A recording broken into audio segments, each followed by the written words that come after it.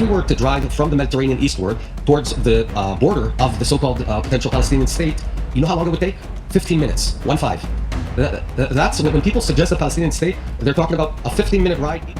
All right, folks, quick video interview here of former Israeli Prime Minister Naftali Bennett making a controversial yet important statement. A Palestinian state, as commonly proposed, would actually mean the end of Israel as a sovereign nation. Watch what he says and understand why. You don't believe in a Palestinian state. That, to a lot of people who don't know much about the conflict, which is most of us here, right? What people know, this is what I think Israelis don't understand very often, is what people know about Israel and what's happening is the headlines they see on a bus on their way to work. So when you say you don't believe in a Palestinian state, to a lot of people that will sound really, really like awful and worrying. And like, why are these extremists like Naftali Bennett saying they don't want these people to have their own country? You're absolutely right that the degree of knowledge obviously is low. So what I would do is, like, the Google Earth zoom out. Let's zoom out to the region. In the region, there's roughly 22 Arab states, vast majority of Muslims. We're talking about 1 billion Muslims, and one tiny democratic small Jewish state called Israel with 10 million people. So we're a small island in the sense of a geopolitical island in a huge area of many Arab and Muslim states. The whole depth of Israel, if you people talk about the river to the sea, if you're on the sea, the actual sea we're talking about is the Mediterranean. You get on a car and you drive eastward. Israel is like a long sausage, if you will. Okay, it's long and narrow. So if we were to drive from the Mediterranean eastward towards the border of the so-called potential Palestinian state, you know how long it would take? 15 minutes, 1-5.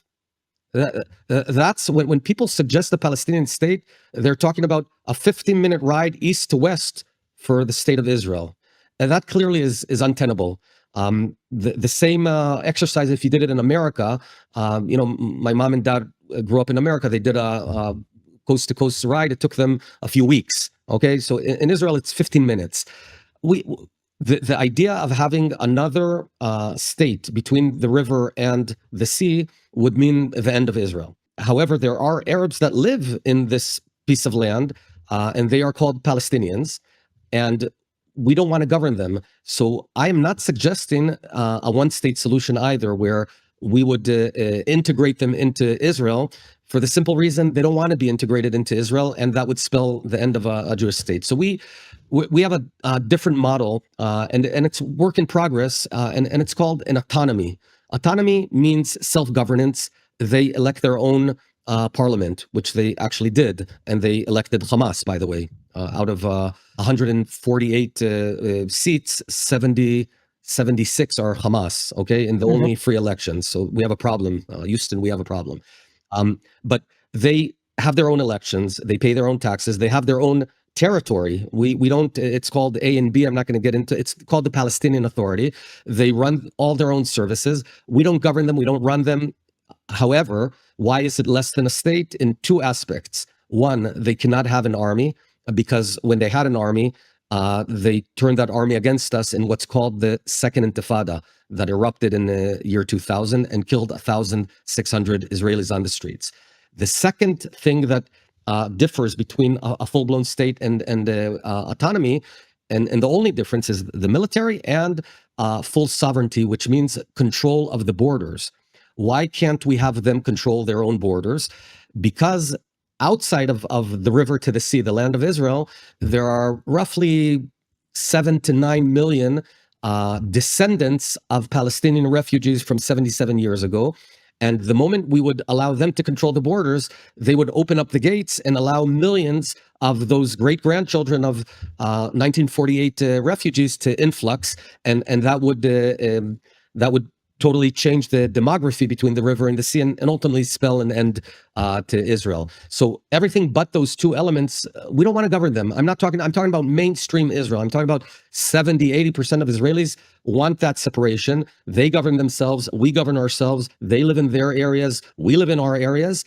But they can't have an army, and they can't flood us with grandchildren of 1948 refugees. Well, say what you want about Naftali Bennett, though he was only Prime Minister of Israel for just a year, he seemed to have a pretty good sense of the security situation. And now he's coming out swinging for anybody who thought he was perhaps a little too liberal, not trustworthy, too left wing. He is putting those rumors to bed. Those concerns do not apply anymore. He is coming out forcefully against the Palestinian state, which, as of 2 years ago, would have been a surprising take. And what Naftali Bennett says, it's pretty straightforward. Israel is only 15 minutes wide at its narrowest point, from the Mediterranean Sea to the Jordan Valley. Can you imagine in the US? Imagine if the entire country could fit between Washington, D.C. and Baltimore. Can you imagine giving a hostile people, right? The Palestinians don't exactly love the Jews in Israel. Can you imagine giving a hostile state in which a sliver like that would be at all defensible with an army? Just ridiculous. And so any Palestinian state between the river and the sea, as they like to say, it would slice Israel in half, leaving major population centers exposed to rocket and artillery range. They literally found a rocket in a Palestinian home in Judea and Samaria last week. There are terrorists there. The idea that there's now going to be another sovereign enemy terrorist state in Israel's backyard is insane. Insane.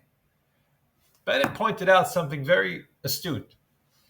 They allowed Palestinians to have their own, I would call it, sovereign area. And you know what? It ended in disaster. The Second Intifada from 2000 to 2005, led by the former terrorist Yasser Arafat.